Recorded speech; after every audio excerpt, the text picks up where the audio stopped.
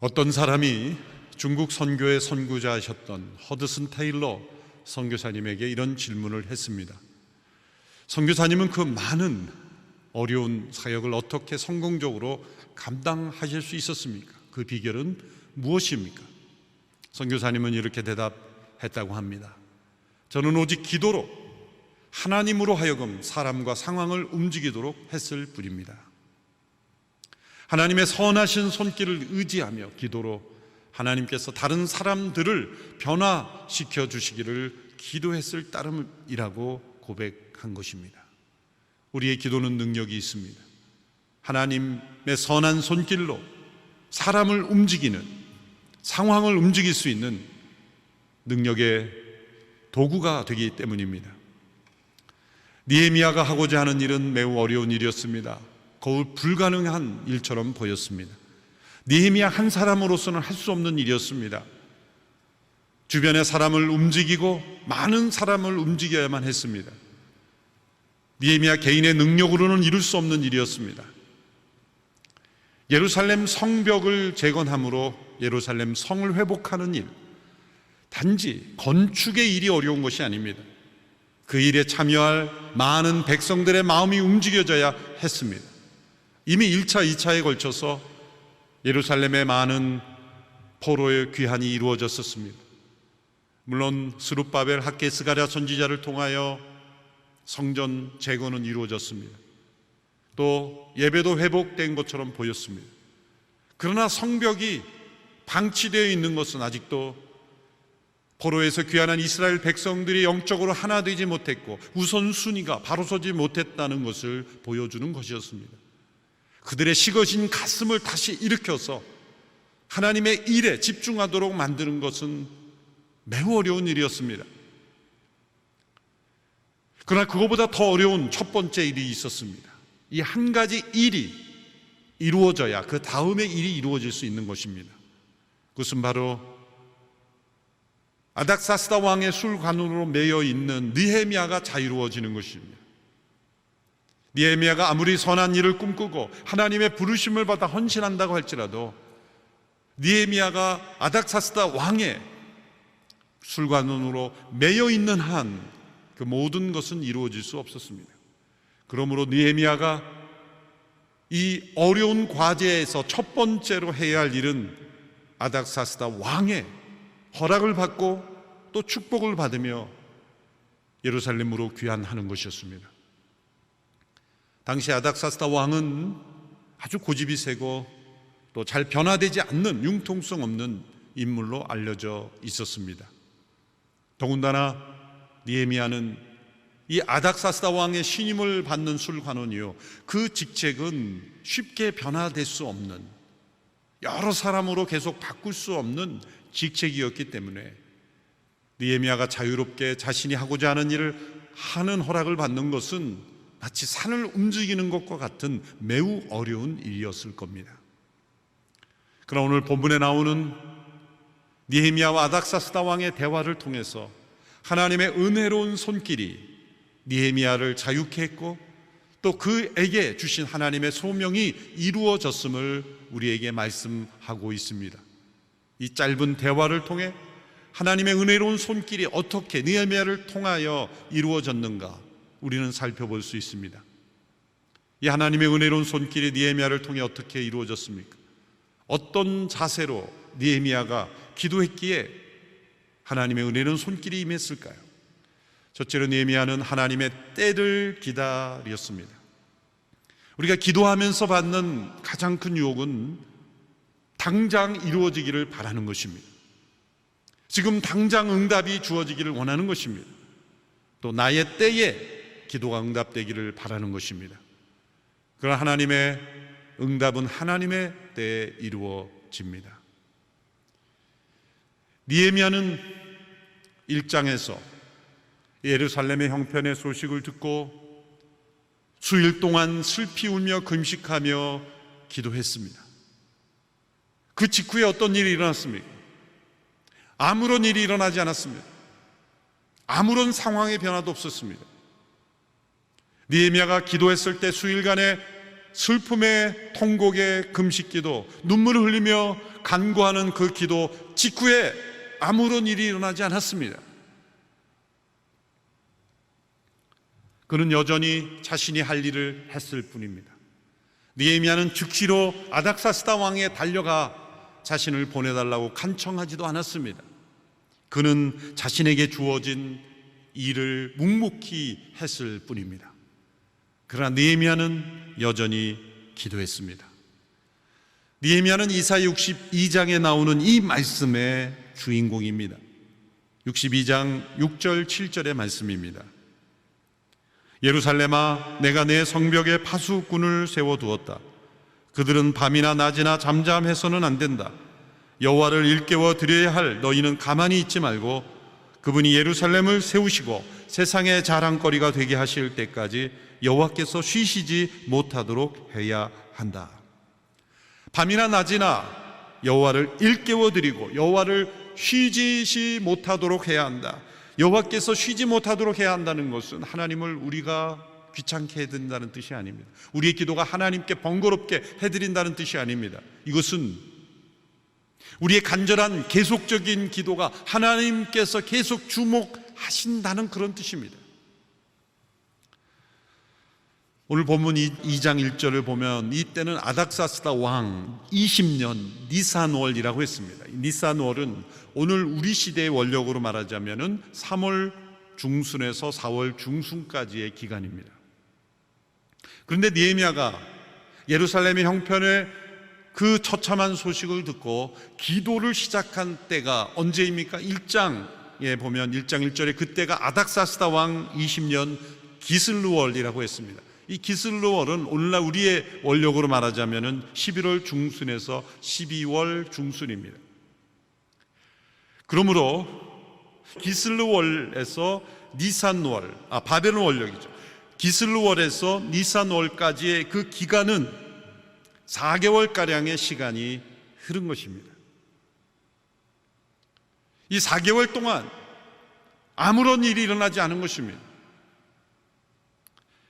느헤미야가 기도하는 이 4개월 동안 아무런 일이 일어나지 않는데 그러나 사실은 엄청난 일이 일어나고 있었던 것입니다. 느헤미야가 포기하지 않고 계속 기도한 것입니다. 이것이야말로 엄청난 일인 것입니다. 기도의 사람은 아무런 응답이 이루어지지 않는 것 같은 상황 속에서도 포기하지 않고 계속해서 기도하는 사람입니다. 그가 4개월 동안 계속해서 그 1장에 나타난 그의 기도의 모습이 이어졌다는 증거는 어디에 있습니까? 그의 얼굴에 근심이 있다는 것을 아닥사스다 왕이 발견한 것입니다. 대개 우리가 어떤 슬픈 소식을 듣고 잠시 슬퍼할 수 있습니다. 그러나 우리는 일상으로 돌아갑니다. 하루 슬퍼할 수 있습니다. 그러나 그 다음 날은 또 일상으로 돌아갑니다. 일주일 슬퍼할 수 있습니다. 그러나 또 우리는 일상으로 돌아갈 수 있습니다. 그런데 우리의 마음속에 슬픔이 계속 지속되는 것이 있다면 그것이 어떤 심리적인 질병이나 정신적인 질병이 아니라 하나님께서 주신 슬픔이 나의 마음을 떠나지 않고 계속해서 주장하고 있다면 그것은 하나님께서 나를 부르심의 증거이며 또한 하나님께서 나를 중보자로 부르셨고 나를 그 일에 헌신한 도구로 사용하신다는 증거일 것입니다. 그러나 우리가 기도하기를 중단한다면 이 슬픔 또한 사라질 수 있습니다. 이것은 느헤미야가 4개월 동안 포기하지 않고 계속 1장에 나타난 이 슬픔의 기도, 눈물의 기도, 통곡의 기도, 민족을 향한 그 안타까움의 기도를 계속 포기하지 않고 했다는 증거인 것입니다. 하나님은 때로, 아니 너무나 자주 우리의 기도에 즉시 응답하지 않습니다. 가끔은 하나님은 즉시로 응답하실 수 있습니다. 그러나 대개는 오랜 시간 또 우리가 예측하기 어려운 시간에 응답하십니다. 그 이유는 무엇일까요? 우리의 진정성을 확인하고자 하는 것입니다. 아주 어린 자녀들을 장난감 매점에 데리고 하면 원하는 것이 너무나 많습니다. 이것을 골랐다 저것을 골랐다, 정말 뭘 원하는지 모를 만큼 계속 원하는 것이 바뀝니다. 부모 할 수 있는 무엇입니까? 기다리는 것입니다. 그 아이가 정말 원하는 것이 무엇인지를 살 수 있도록 제일 처음 고르는 것을 사주는 부모는 없습니다. 좀 더 기다려봅니다. 그러면 좀 더 다니다가 생각이 바뀔 수 있습니다. 정말 원하는 것을 부모는 사주기를 원하는 것입니다. 그런데 아이의 분별력이 연약하기 때문에, 아직 어리기 때문에, 아직 많은 것을 경험하지 못했기 때문에 섣불리 고르는 것을 부모는 기다림으로써 제어해 줄 수 있는 것이죠. 우리가 때로 원했던 것이 정말 나에게 필요하지 않은 것일 때가 많습니다. 그리고 내가 구했던 것이 위험할 수도 있는 것입니다. 또 내가 원하는 것이 하나님의 뜻이 아닐 수도 있는 것입니다. 그래서 하나님은 기다리게 하시는 겁니다. 그래서 하나님의 때에 응답하시는 겁니다. 우리의 진정성을 확인하고자 하십니다. 또한 하나님께 대한 깊은 신뢰를 확인하고자 하십니다. 한 가나안 여인이 귀신 들린 딸을 고쳐달라고 예수님께 데려왔었습니다. 예수님은 너무나 냉정하게 침묵했습니다. 뒤에서 계속 소리를 지르고 제자들도 당황할 정도로 소리를 질렀지만 예수님은 침묵하셨습니다. 되려 예수님은 거절하셨습니다. 나는 이스라엘의 잃어버린 양에게로만 보냄을 받았다. 마치 인종을 차별하는 듯한 오해를 불러일으킬 수 있는 말씀을 하시면서 그렇게 거절하셨습니다. 더 나아가 자녀의 떡을 개들에게 던짐이 마땅치 아니하다라는 너무나 냉정한 말씀으로 거절하셨습니다. 그러나 여인은 이렇게 대답함으로 예수님에 대한 신뢰를 보였습니다. 옳습니다, 주님. 그러나 개들도 주인의 상에서 떨어지는 부스러기를 먹습니다.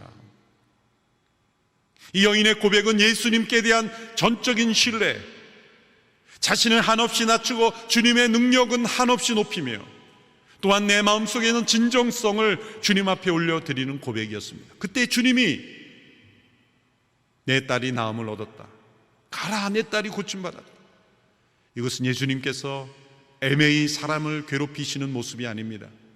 이것은 우리의 기도가 하나님의 때에 응답될 것을 알려주시며 그 기다림의 기간을 통하여 우리의 마음의 소원을 정결하게 하고 진정 원하는 소원인지를 확인시키며 또한 그 과정을 통하여 우리의 믿음을 온전한 믿음으로 변화시키는 주님의 방법인 것입니다. 느헤미야가 4개월 동안 포기하지 않고 기도했을 때 하루하루 매 순간 기도하는 느헤미야는 가슴이 탔을 것입니다. 그러나 그는 하나님의 때를 바라봤습니다. 바로 이러한 기간을 보낼 때 놀라운 것은 하나님께서 우리에게 주시는 기회를 분별하게 된다는 것입니다.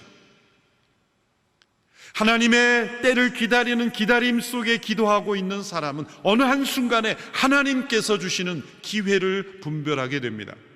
그때는 아닥사스다 왕이 느헤미야의 감정, 그 슬픔을 발견하는 때였습니다. 본문의 2절 3절의 말씀을 보십시오.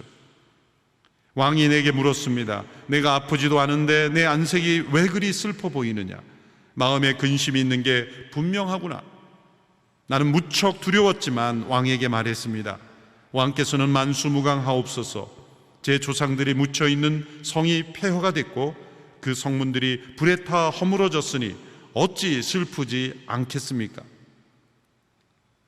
아닥사스다 왕은 느헤미야가 병이 있는지 없는지도 알고 있었습니다. 그만큼 이 술관원 직책에 있는 사람에 대한 관심이 많았던 거죠. 그 이유는 무엇입니까? 곧 왕 자신의 생명과 직결된 직위였기 때문이죠. 가장 신임하고 가까이 하는 사람이면서 동시에 가장 경계해야 될 사람인 것입니다. 만일 술관원에 위치해 있는 사람이 뭔가 감정이 불안하고 수상한 상황이라면 자신의 생명에도 위협이 있을 수 있는, 누군가 반역의 도구가 된다면 바로 술관원이 반역의 도구가 될 수 있는 사람이었기 때문입니다. 그래서 늘 병도 확인하고 감정도 살피는 습관이 이 페르시아의 왕들에게는 있었던 것이죠. 그런데 아닥사스다 왕의 그 눈에 느헤미야의 근심이 보였던 겁니다. 이것은 느헤미야가 일부러 드러낸 것이 아닙니다. 느헤미야는 도리어 감추려고 노력을 했습니다. 지난 4개월 동안 감췄을 겁니다. 왜요? 술관원의 부정적인 표정과 감정은 죽임당할 수도 있는 위험한 일이 있기 때문이죠. 그래서 아닥사스다 왕이 내 얼굴에 보니 근심이 있다고 했을 때 느헤미야가 두려웠던 겁니다. 무척 두려웠다는 거예요. 심히 두려웠다. 왜? 위험한 상황이 도래할 수 있기 때문이죠. 위기가 온 것입니다. 그러나 느헤미야는 그 순간 바로 이때가 하나님이 주시는 기회의 때라는 것을 분별한 것입니다. 그래서 아닥사스다 왕이 질문했을 때 그는 정직하게 대답했던 겁니다. 예, 제가 슬픔이 있습니다. 이건 대단히 담대한 대답입니다. 어쩌면 느헤미야가 자신의 생명의 보호만 안위만 생각한 사람이었다면 아닙니다. 제 마음속에 근심이 없습니다. 그렇게 부정했을 수도 있습니다. 그러나 정직하게 솔직하게 제가 마음에 슬픔이 있습니다 인정한 것은 하나님이 주신 기회로 해석했다는 겁니다. 비록 자신이 위험할지라도. 이것은 마치 에스더가 죽으면 죽으리라 라고 아하수에로 왕 앞에 나간 것과 마찬가지입니다. 왕이 부르지 않고 나아가는 것은 곧 죽을 수도 있는 위험한 자신의 생명을 내거는 도전이었기 때문이죠. 하나님이 주신 기회로 여겼기 때문입니다. 바로 이때 느헤미야는 정직하게 대답했습니다. 제 마음에 슬픔이 있습니다. 그러나 동시에 느헤미야는 지혜롭게 대답했습니다. 어디서 지혜가 발견됩니까? 느헤미야는 이 문제를 어떤 정치적인 민족적인 이슈로 문제로 설명하지 않고 개인적인 문제로 해석합니다. 특별히 조상들을 존경하는 이 페르시아의 전통을 이용하여 조상들의 그 성이 폐허가 되어 있는데 제가 슬프지 않을 수 있겠습니까? 페르시아 왕에게 공감이 되는 말이죠. 만일 느헤미야가 이렇게 대답했다면 어떡할까요? 저희가 지금 페르시아의 지배를 받고 있고 나라의 주권을 잃어버렸고 민족의 정체성이 말살되어 처참한 가운데 있습니다. 이렇게 정치적으로 이념적으로 민족주의적인 입장에서 왕에게 말했다면 왕은 반역이라는 시각으로 느헤미야를 바라볼 수 있을 겁니다. 불필요한 논쟁, 불필요한 어떤 갈등에 휩싸일 수 있었던 거죠. 신뢰가 깨질 수 있었던 겁니다. 그러나 느헤미야는 개인적인 문제점, 조상들의 성이 지금 폐허가 되어 있으니 제가 슬프지 않을 수 있겠습니다. 그것은 민족을 뛰어넘어 페르시아 왕의 입장에서도 공감이 갈 수 있는 이야기죠. 지혜로운 대답입니다. 에스더도 마찬가지의 대답이었습니다. 에스더에게 왕이 청하라 그랬을 때 처음부터 우리 민족의 이야기를 꺼내지 않았습니다.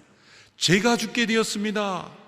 왕이 총애하는 내가 지금 죽을 상황입니다라고 했을 때 지극히 개인적인 문제로 왕에게 말했을 때 왕이 공감을 얻을 수 있었던 거죠.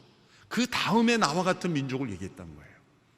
이것이 바로 비둘기처럼 순결하고 뱀처럼 지혜로우라는 주님의 말씀에 합당한 모습입니다. 주님께서 복음을 전하라고 하는 제자들에게 너희는 세상에서 비둘기처럼 순결하고 뱀처럼 지혜로우라 말씀하셨어요. 이 순결과 지혜는 때로 상반되는 것처럼 보입니다. 순결을 추구하는 사람은 있는 그대로 다 자기의 속마음을 털어놓아야 순결하다고 생각하지만 때로는 하지 않아도 될 말까지 해서 어려움을 겪는 경우도 있죠. 때로 세상과 타협하는 부정한 모습으로 나갈 수도 있습니다. 세상은 때로 지혜를 부정한 것과 타협하는 것을 지혜라고 생각할 때도 많습니다. 그러나 진정한 지혜는 순결한 지혜요, 진정한 순결은 지혜로운 순결인 것입니다. 뱀처럼 지혜로운 말이 어떤 의미일까요? 뱀이 IQ가 높아서 지능이 높아서 인간보다 지능이 높아서 그런 얘기를 했을까요? 아닙니다. 사전을 찾아보시오. 뱀은 IQ가 아주 낮습니다. 그런데 왜 뱀처럼 지혜로우라고 말씀하셨을까요? 뱀에게 있는 지혜는 위험을 피하는 지혜입니다. 위험이 다가오면 기가 막히게 숨고 피합니다. 예수님이 제자들에게 말씀하신 것은 너희가 복음을 전하면서 불필요한 고난 받지 말라는 겁니다. 오늘 이 코로나 재난의 한복판에서 한국교회에게 필요한 주님의 말씀은 비둘기처럼 순결하고 뱀처럼 지혜로우라는 말씀이에요. 우리 하나님 앞에 순결해야 됩니다. 예배를 드려야 합니다. 교회의 정체성을 지켜야 합니다. 그러나 세상 속에 불필요한 오해, 불필요한 논쟁, 불필요한 갈등에 휩싸이지 않도록 불필요한 위험은 피하는 뱀 같은 지혜가 오늘 우리에게 필요한 것이죠. 느헤미야가 바로 그러한 모습을 보였던 것입니다. 조상들의 성이 폐허가 되었으니 어찌 제가 슬퍼하지 않을 수 있겠습니까? 참 지혜로운 대답입니다. 정직하며 순결하며 동시에 지혜롭고 타인의 공감을 이끌어낼 수 있는 이 느헤미야의 이 지혜는 바로 4개월 동안의 깊은 기도, 오랜 기도, 계속적인 간절한 기도 속에 성령에 사로잡힌 사람의 영혼에서 나오는 지혜였던 것입니다. 하나님께서는 이러한 상황을 기회로 삼으셨어요. 세상적인 시각으로 볼 때는 느헤미야에게 위기일 수 있습니다. 왕 앞에서 근심의 표정을 지었던 그 순간은 술관원에게서는 위기였지만 하나님의 은혜로운 손길은 이 위기를 기회로 바꾸어 주시는 겁니다. 하나님은 우리가 뜻하지 않고 예상하지 않은 방법과 모습으로 응답하실 수 있기 때문입니다. 때로 우리에게 위기가 닥칩니까? 그러나 하나님의 은혜로운 손길은 위기를 기회로 바꿉니다. 한국교회가 복음이 이 땅에 들어온 이후에 최대의 위기를 맞았습니다. 예배당 예배가 드려지지 못하고 있을 뿐만 아니라 사회적으로 엄청난 수치와 모독을 당하고 있습니다. 가장 신뢰받을 수 없는 종교라고 평가받고 있습니다. 많은 부분, 억울한 부분이 있습니다. 재난과 고난 속에서 교회가 얼마나 이웃을 향하여 봉사했고 섬겼고 나누었습니까? 그 수치를 정량으로 따지자면 타 종교가 비교할 수 없습니다. 우리는 이만큼 했는데 왜 사회는 우리에게 이렇게 냉대하는가? 억울할 수 있습니다. 그래서 위기죠. 또한 한국교회는 하나 되고 있지 못하고 있습니다. 그러나 이 위기 속에 우리는 하나님이 주신 기회가 있다고 바라봐야 합니다. 하나님의 은혜로운 손길은 이 위기를 기회로 바꾸어 주시며 우리가 영적으로 연단되고 새롭게 되고 변화되고 복음 앞에 합당한 교회로 변화될 수 있는 유일한 교회입니다. 이러한 재난과 위기가 아니고서는 변화되지 않는 우리들이기에 하나님은 극약의 처방을 하신 겁니다. 세상을 새롭게 볼 수 있는 기회가 될 것입니다. 한국교회가 미래를 향하여, 다음 세대를 향하여, 세상을 향하여 어떻게 순결하고 지혜롭게 나가야 될지를 알려주시는 기회가 될 것입니다. 이 기회를 하나님께서 느헤미야에게 주신 것입니다. 그래서 왕의 마음을 바꿔주신 겁니다. 이 느헤미야 2장 4절에 5절의 말씀을 보십시오. 왕이 내게 물었습니다. 내가 무엇을 원하느냐? 그때 내가 하늘의 하나님께 기도하고 왕에게 대답했습니다. 왕께서 기뻐하시고 종이 왕께 은총을 입었다면 왕께서는 저를 조상들이 묻혀있는 유다 땅으로 보내 그 성을 다시 건축하게 하소서. 태산과 같은, 움직이지 않을 것 같은, 불가능한 것 같은 왕의 마음이 움직였습니다. 그래서 느헤미야의 요청을 들어주는 마음으로 바뀌었습니다. 내가 무엇을 원하느냐? 이때 느헤미야는 잠시 하나님 앞에 기도했습니다. 그때 내가 하늘의 하나님께 기도하고 왕에게 대답했습니다. 왕에게 바로 대답하지 않았습니다. 그러나 이 순간은 매우 짧은 순간이었을 겁니다. 왕이 지금 내가 무엇을 원하느냐 그랬을 때 잠깐 저에게 시간을 주십시오, 하루만 주십시오, 그렇게 요청할 수 없습니다. 바로 대답해야 합니다. 머뭇거릴 수 없습니다.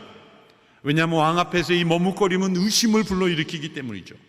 그러므로 이 느헤미야가 하늘의 하나님께 기도한 것은 한순간, 짧은 순간의 기도입니다. 오랜 시간의 기도가 아닙니다. 이것은 갑자기 하는 기도가 아니라 지난 4개월 동안의 계속되는 기도의 연장일 뿐입니다. 평소 기도하지 않은 사람은 한순간의 위기 때도 기도하지 않습니다.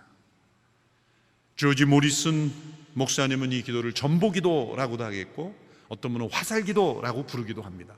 어떤 명칭으로 부르든 우리가 당한 매 순간의 상황 속에서 순간 하나님 앞에 기도하는 것, 이 세상의 어떤 사람과 상황 앞에서도 하늘의 하나님께 먼저 구하는 이 기도의 습관이 우리에게 매우 중요합니다. 니에미야는 이 짧은 순간에 세상의 왕 앞에, 세상의 통치자 앞에 간청하기에 앞서 하늘의 왕, 만왕의 왕, 이 하늘의 만왕의 통치자 앞에서 먼저 잠시 기도한 것입니다. 저의 부끄러운 과거를 고백하며 교훈을 얻고자 합니다. 제가 입학하여 다닌 신학교는 제가 입학할 때 한 2년 정도 아주 독특한 입학 시험을 시행했습니다. 필기 시험이 아니라 면접 중심으로 바꾼 겁니다. 성경 시험도 면접으로, 영어 시험도 면접으로 다 한 겁니다. 구두로 다 시험을 치르는 겁니다. 성경에 관한 내용뿐만 아니라 영어에 대한 내용도 면접으로 치른 겁니다. 시험 방식은 아주 독특했습니다. 한 바구니에 여러 종이, 그 종이 안에는 영어 한 문단씩 적혀 있는 그 종이가 수북히 있는 바구니를 탁자에 놓고 세 분의 교수님이 앉아 있었습니다. 이제 수험생은 그 바구니에 있는 한 종이를 자기가 선택해서 그것을 읽어야 합니다. 교수들이 알아들을 수 있도록 읽어야 하고 또한 그것을 해석해야 합니다. 교수님들은 그저 해석을 들을 뿐입니다. 그것이 영어 시험이었습니다. 무척 긴장한 상태로 저는 그 한 종이를 뽑았습니다. 펼쳐보니 한 패러그래프가 있었는데 아마 타임즈인지 뉴스위크인지 모르지만 아주 시사적이고 정치적인 내용이 가득한 문장이었습니다. 가까스로 읽기는 읽었는데 읽으면서도 도무지 처음 보는 단어들이 계속해서 나오는데 그 순간 나는 떨어졌구나. 등에 땀이 흐르기 시작했습니다. 읽기는 읽었지만 도무지 해석이 되지 않고 입을 열지 못하고 가만히 침묵이 흘렀습니다. 그때 어느 교수님이 웃으면서 입을 여셨습니다. 자네가 지금 가장 어려운 문장 중에 하나를 뽑았는데 그 이유가 뭔지 아는가? 잘 모르겠습니다. 다른 수험생들은 다 뽑기 전에 기도하고 뽑던데 자네만 바로 그냥 뽑았다네. 다시 한번 기회를 주겠다. 저는 잠시 눈을 감고 기도하고 다시 종이를 뽑았습니다. 그때 제가 뽑은 것은 너무나 익숙한 영어 성경 구절이 뽑혔습니다.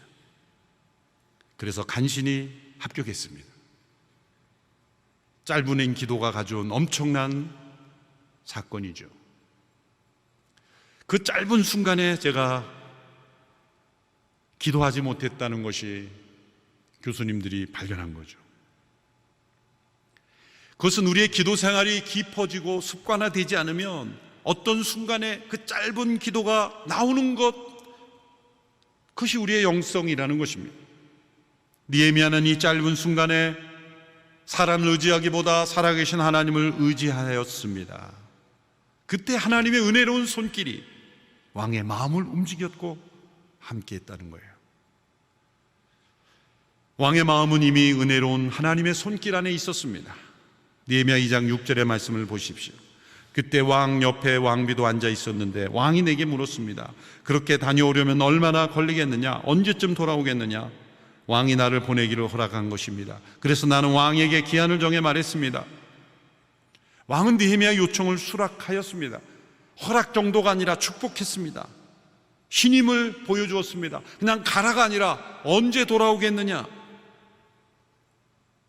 잠언 21장 1절 말씀을 개정 번역으로 읽어보면 이런 말씀이 있습니다. 왕의 마음이 여호와의 손에 있음이 마치 봇물과 같아서 그가 임의로 인도하시는도다. 봇물이라는 것은 이 채널이라는 것은 저수지로부터 이 농지에까지 물을 이끌어내는 관경 수로를 말하죠.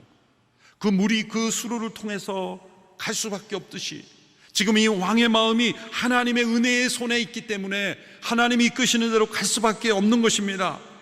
세상에 하나님을 모르던 왕 지도자랄지라도 하나님이 은혜로운 손길로 붙잡으시면 그 길로밖에 갈 수밖에 없는 겁니다. 그래서 우리는 이 시대의 지도자들을 위해서 기도해야 되는 것입니다. 하나님의 은혜로운 손이 그들의 마음을 붙잡아 주셔서 하나님의 뜻대로 갈 수 있도록 우리는 기도해야 하는 것입니다.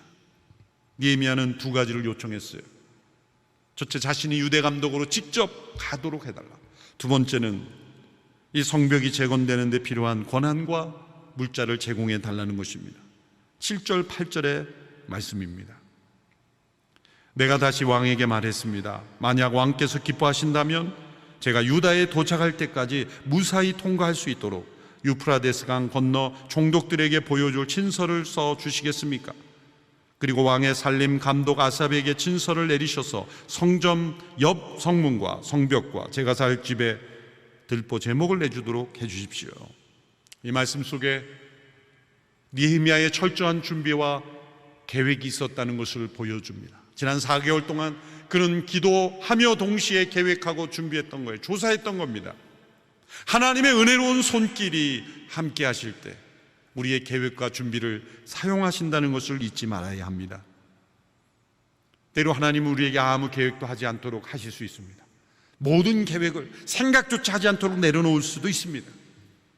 그러나 하나님은 대개 우리가 기도하며 준비하고 계획하게 하십니다. 그래서 하나님의 때에 그 모든 것이 이루어지도록 하십니다.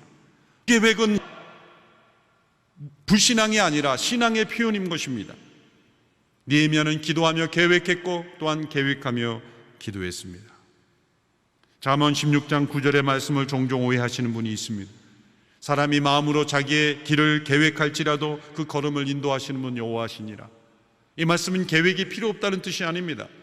사람이 마음으로 그 길을 계획할지라도 그것은 계획 자체도 하나님의 인도하심에 쓰임받을 수 있다는 겁니다. 내가 어떤 계획을 세웠지만 하나님이 그 계획을 무너뜨릴 수도 있고 다른 계획으로 인도할 수 있고 그 계획을 통해 또 다른 길로 우리를 인도할 수 있기에 하나님께서 우리에게 주시는 그 능력, 기도하며 계획하며 준비하는 것, 이것은 하나님의 은혜로운 손길의 통로가 될 수 있는 것입니다. 보십시오. 아닥사스다 왕이 질문했을 때 느헤미야가 대답하는 내용을 보십시오. 어느 정도 기한이면 되겠느냐 그럴 때 제가 가봐야겠습니다라고 말하지 않았어요. 기한을 정했다 그랬어요. 왕이 허락하는 기간으로 하겠습니다라고 하지 않고 기한을 정했습니다. 또한 예루살렘을 통과할 수 있는 통행증을 만들어 달라고 했습니다. 어느 지역에서 반대와 저항이 있을 것까지 다 알았습니다. 어느 지역의 총독이 틀림없이 반대할 것까지 다 파악하고 있었습니다. 성벽을 재건하는 데 필요한 자재, 자신이 거할 수 있는 집까지 이 기회에 느헤미야는 아닥사스다 왕에게 샅샅이 보고한 것입니다. 그런데 하나님께서는 느헤미야가 이렇게 기도하고 준비한 것에도 넘치도록 응답하셨어요. 하나님의 은혜로운 손길은 우리가 구하고 계획하고 준비한 것에 언제나 더 넘치도록 부어주시는 분이기 때문입니다. 아닥사스다 왕은 느헤미야가 구한 것에 더하여 군사까지 파견해 주셨어요. 군대 장관과 마병들까지 함께 붙여주었어요. 그것이 성벽을 재건하는데 큰 경호에 도움이 되었습니다. 에베소 3장 20절의 말씀을 기억하십시오. 하나님은 우리 가운데서 역사하시는 능력대로 우리의 온갖 구하는 것이나 생각하는 것에 더 넘치도록 능히 역사하실 분입니다. 하나님의 은혜로운 손길은 우리가 기대하고 생각하고 때로 상상하는 것에 더 넘치도록 역사하시는 하나님이십니다. 하나님의 은혜로운 손길을 바라보십시오. 이 코로나 재난의 한복판에서 우리에게 주어진 이 위기가 기회가 될 수 있음을 바라보십시오. 또 우리가 이 기도 가운데 계속 미래를 준비하고 계획하십시오. 그 모든 것을 하나님 앞에 올려드리십시오. 하나님이 이 모든 것에 더 넘치도록 역사하실 수 있는 하나님이심을 믿고 바라보십시오. 느헤미야의 모든 성공적인 시작의 열쇠는 하나님의 은혜로운 손길이었다고 고백하고 있습니다. 세속적인 역사관을 가진 사람들은 아닥사스다 왕이 어떤 정치적, 외교적 목적을 가지고 허락해 줄 것이라고 충분히 해석할 수 있습니다만은, 왜? 너무나 과분한 조치, 너무나 있을 수 없는 조치이기 때문이죠. 당시 아닥사스다 왕, 페르시아 왕들의 성품과 그런 상황을 보면은 있을 수 없는 일이 일어났기 때문에 뭔가 다른 이득을 위해서 이런 일을 했을 것이다라고 충분히 추정할 수 있습니다. 그러나 당사자인 느헤미야는 뭐라고 고백합니까? 오늘 8절에서 이 모든 비결을 이렇게 고백합니다. 내 하나님의 은혜로운 손길이 내 위에 있었기 때문입니다. 오직 하나님의 은혜로운 손길, 그것이 느헤미야의 고백이었습니다. 우리가 지금 처한 이 엄청난 코로나 재난의 한복판에 우리가 구해야 될 것은 바로 이 하나님의 은혜로운 손길입니다. 우리가 이겨낼 수 없는 이 엄청난 재난, 태산같이 움직일 수 없는 이 불가능한 상황일지라도 하나님의 은혜로운 손길이 함께 하시면 위기가 기회가 되고 하나님은 더 넘치도록 우리에게 함께 하실 줄로 믿습니다. 한국교회가 처한 이 위기가 기회가 되고 하나님께서 더 한국교회를 귀하게 사용하실 수 있는 축복의 기간이 될 수 있습니다. 우리에게 필요한 것은 바로 느헤미야와 같은 기도입니다. 하나님의 마음을 품고 슬퍼하며 지울 수 없는 슬픔으로 계속 기도하는 것입니다.